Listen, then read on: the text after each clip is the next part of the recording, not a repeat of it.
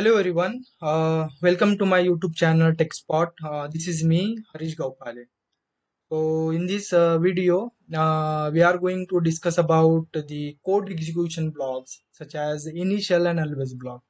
So we'll discuss about the purpose of initial block, then execution of initial block. After that, we'll discuss about the purpose of always block and the execution of always block. Okay, so let's get start with the understanding of code execution blocks. So what are the code execution blocks? What is the purpose of code execution block? So basically, system Verilog has two types of code execution blocks. One is static and another is dynamic. Okay. So basically, static code execution blocks are initial and always. So throughout the video, we'll mainly focus on initial block and always block only. Okay.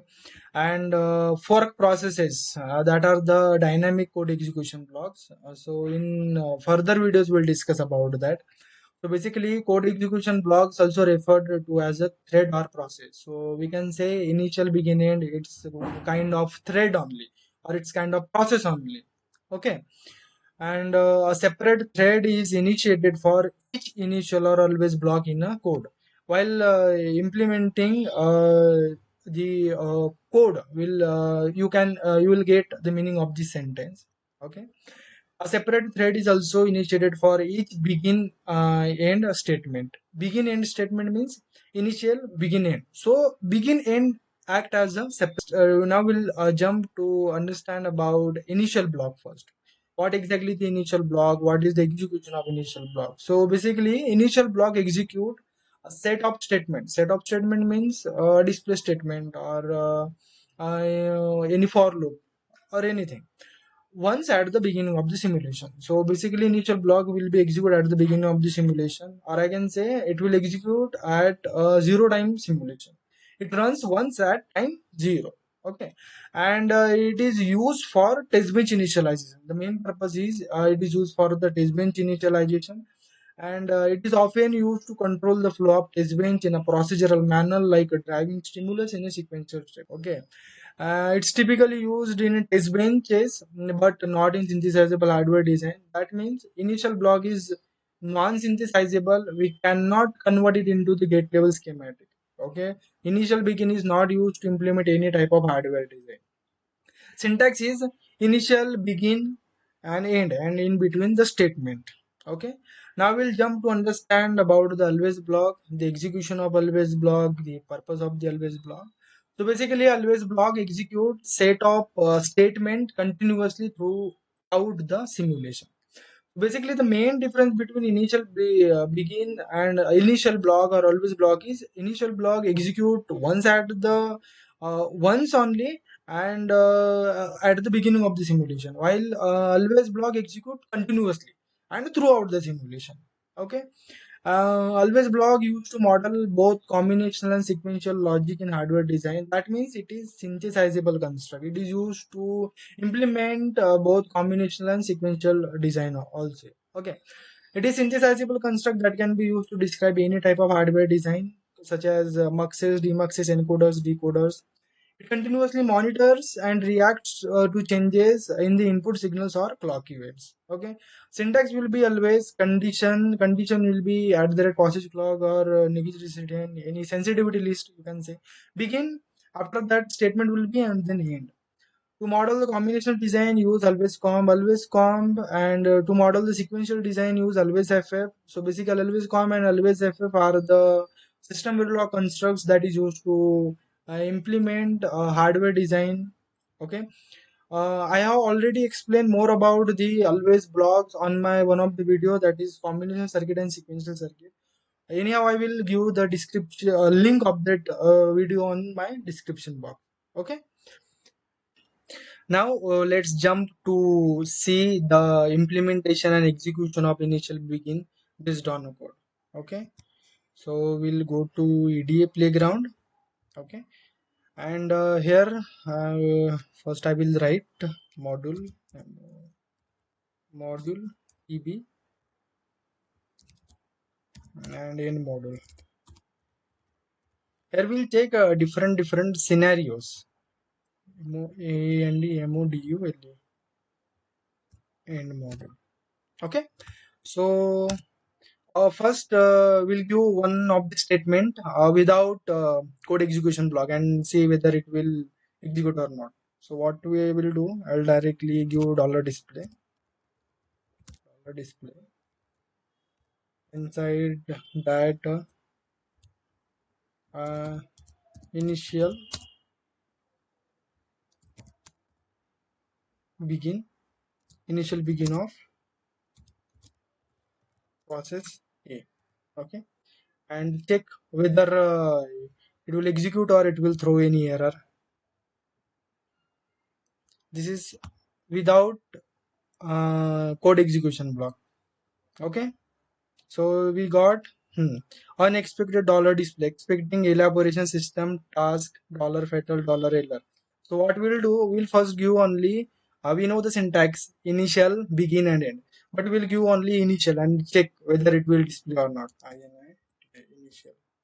Now we'll save this and check.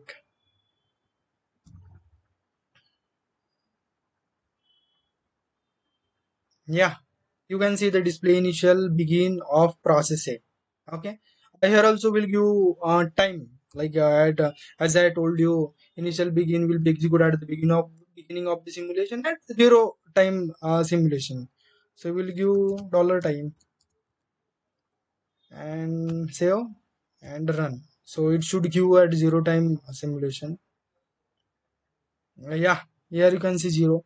Now again I will give another separate statement and check whether without begin end whether it is able to execute or not. Okay, control V, a dollar display now inside the process B, and we'll save this, run this. Okay, and on display you can see we got the same type of error, unexpected dollar display expecting elaboration system type. That means without begin end we can give only one statement and that will be executed, but if we give more than one statement, so then error will be occur. Now we'll give begin and end. Now we'll check whether it will execute or not. It should be execute now. Hmm. So yeah, you can see initial begin process A 0, initial begin process B 0. I will check whether initial begin inside initial begin is possible or not. So this is one of the initial begin. Now inside that again we'll give one of the initial begin. Yeah, initial begin and end. And inside that we'll give another display and check whether it is possible or not. Process C, or it will throw any display or something error.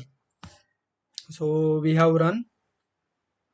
So initially begin, inside initial begin, here you can see on line number 5 it shows error near initial syntax error unexpected initial, means initial begin end is one of the thread, but inside that you cannot use another initial begin end. Okay, what we'll do, I'll cut this begin end and here end. Now I am having two separate threads. This is this one thread. Inside one thread I am having two statement. This is my another thread. I am having another statement. Now we'll run this, so then this time it should run. Okay. Yeah, here you can see initial begin process A, process B, process A. While explaining, I have explained you begin end will act as a thread also. So what I will do now, initial begin end is done. Inside that again I will give one of the begin end and we'll check begin end, and inside the now begin end itself act as a separate thread. Okay. So inside the begin end again I will give one statement. Initial begin process. Now here I will give D and we'll check how it will run. Hmm. Hmm. Here you can see initial begin process A, process B, process C, process D. Sequentially it is executing. Okay.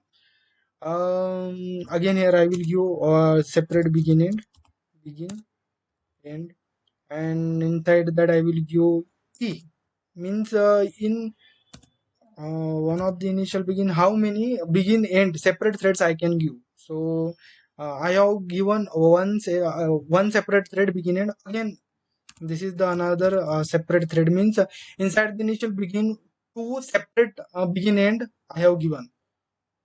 So let's see whether it will be executable or not. Mm, mm, Here you can see process A, process B, process C, process D, and process C. All are executing sequentially at zero time simulation. Okay.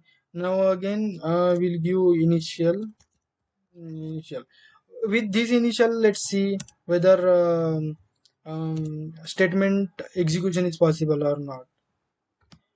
So yeah, here you can see I have given process E is done now. F. Hmm. Hmm. Hmm. Process F. That means while implementing this initial begin, what we see like uh, we only with initial keyword we can execute single statement. With only initial keyword we cannot execute more than single statement. Okay. And begin end it act as a separate thread that we already have saw. And each initial begin we can give begin end we can give number of statements that will be executable. Okay. Initial begin end, inside that if you give another initial begin end, that will not execute, that will throw an error. Okay. Now we'll see the execution and implementation of always block. So for that what I will do, I will simply generate a clock only. Okay. So for that what I will do, I will take a bit clock. Okay. And below that what I will do, syntax always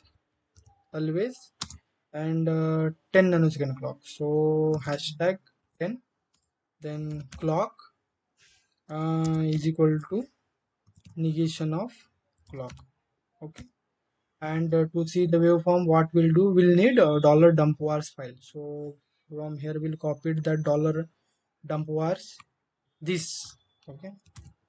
This is the syntax you can use every time to display the waveforms on the EDA playground. And here I will paste. Now I will run this code. Okay, save and run. So always block will execute throughout the simulation. Okay, and here you can see the waveform. Our clock is generated and it is toggling at every 10 nanosecond. Here you can see this is the negage is 10 nanosecond, passage is 10 nanosecond, negage is 10 nanosecond, passage is 10 nanosecond. Okay. So on this example I have explained the execution of initial begin block and always. So here we'll stop the video. If you are watching this video, then please like the video. Also subscribe my YouTube channel. Also share with your friends, those who wants to build their career in the VLSI domain, so that they can clear their concepts. Thank you so much.